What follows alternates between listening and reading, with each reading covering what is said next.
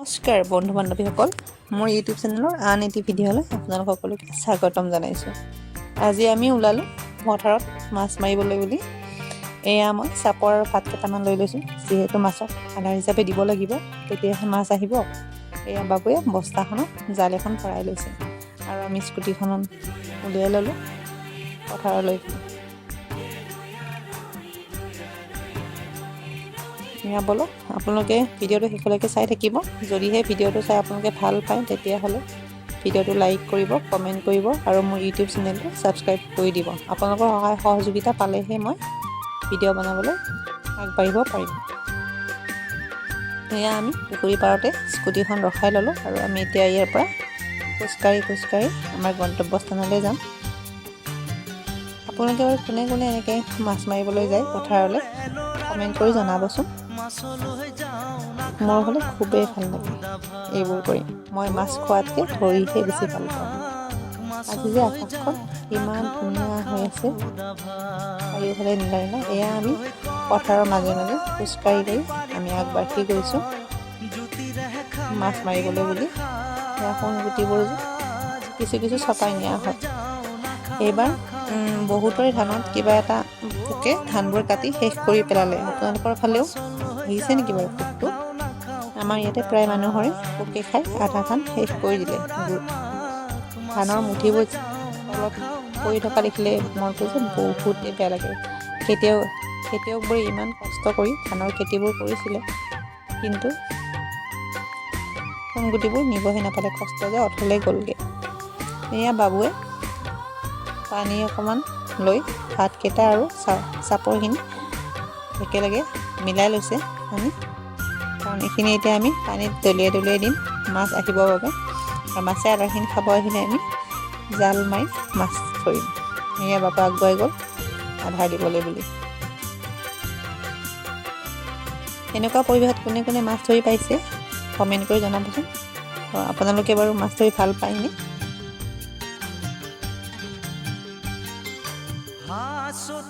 এয়া আমাৰ প্ৰথমবাৰ মাছ মৰা হ'ল আৰু আমি ডাঙৰ মাছ নাপালোঁ বাৰু, কেইটামান মোৱা মাছ আৰু পুঠি মাছহে পালোঁ। এয়া বাপুৱে মাছকেইটা উলিয়াইছে আৰু মই মাছকেইটা উলিয়াইছোঁ আৰু লগতে বুটলিছোঁ।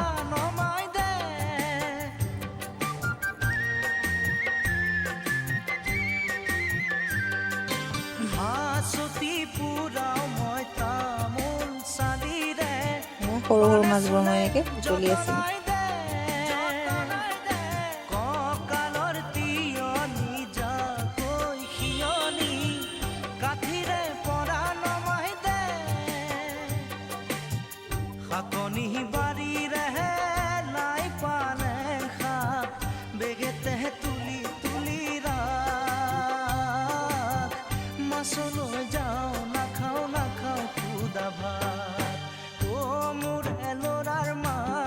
মাছলৈ যাওঁ নাখাওঁ খুদা ভাত, অ মোৰ এলৰাৰ মাক মাছলৈ যাওঁ নাখাওঁ খুদা ভাত।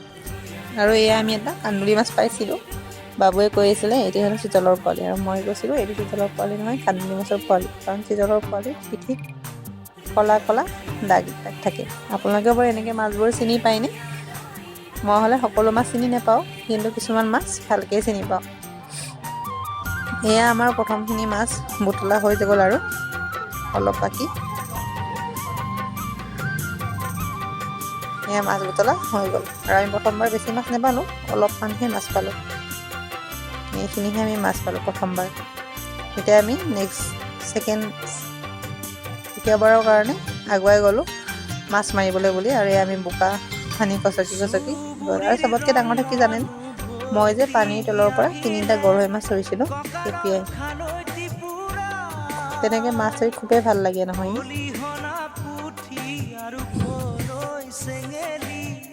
দেখি মোৰ দেহা জ্বলি যায়,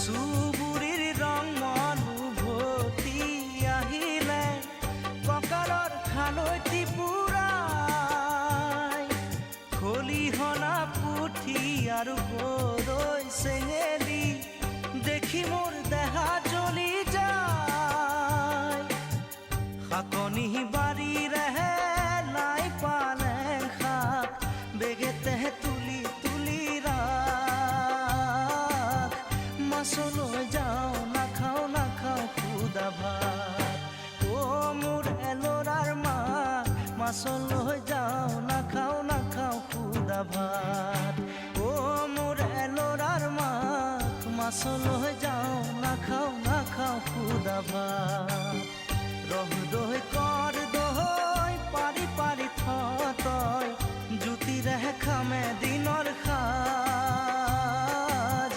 মাছলৈ যাওঁ নাখাওঁ নাখাওঁ খুদা ভাত অ' মোৰ এলৰাৰ মা মাছলৈ যাওঁ নাখাওঁ নাখাওঁ খুদা ভাত অ' মোৰ এলৰাৰ মা মাছলৈ যাওঁ নাখাওঁ নাখাওঁ খুদা ভাত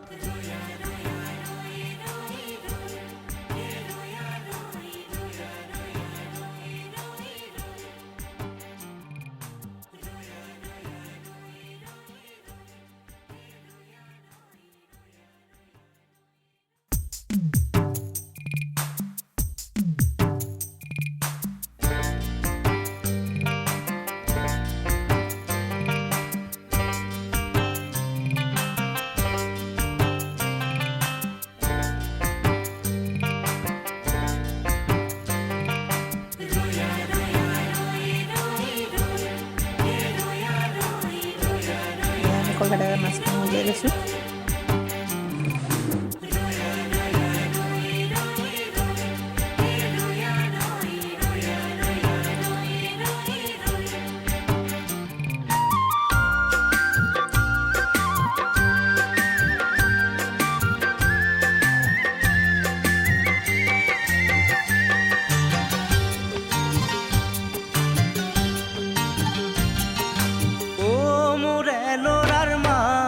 মাছলৈ যাওঁ নাখাওঁ নাখাওঁ খুদা ভাত দুটামান ডাঙৰ ডাঙৰ এনেকুৱা ডাঙৰ ডাঙৰ মাছ পাইছিলোঁ আৰু মাছলৈ যাওঁ নাখাওঁ নাখাওঁ খুদা ভাত ৰহ দৈ কৰ দৈ পাৰি পাৰি তই জুতিৰে খামে দিনৰ সাজ মাছলৈ যাওঁ নাখাওঁ নাখাওঁ খুদা ভাত অ' মোৰ এবাৰ জালমাৰোতে জালখন বাঁহৰ লাগি ধৰিলে সেয়েহে মই পানীৰে নামি গৈছিলোঁ জালখন তলেৰে টানি নিবলৈ বুলি বাবে মোক খালুবিটো বহুত ধোৱা আছিলে বাবে মোক হাতেৰে ধৰিছিলে কাৰণ যিহেতু মই বেছি নামি নাযাওঁ মই জালখন জালৰ তলেৰে পাৰ কৰাই আনিলোঁ আৰু সি মোক হাতত ধৰাই উঠাই দিছে খাই মনিৰ এইবোৰ মুহূৰ্তই যে মনটো খুব ভাল লাগে আজিলৈ আমি ইমানতে সামৰি মাৰিলোঁ এয়া এতিয়া আমি ঘৰলৈ যাওঁ যদি আপোনালোকে ভিডিঅ'টো চাই ভাল পাইছে আমাক আগুৱাই যোৱাৰ সহায় কৰিব বাই বাই ধন্যবাদ ভিডিঅ'টো সকলোৱে চোৱাৰ বাবে আজিলৈ ইমানেই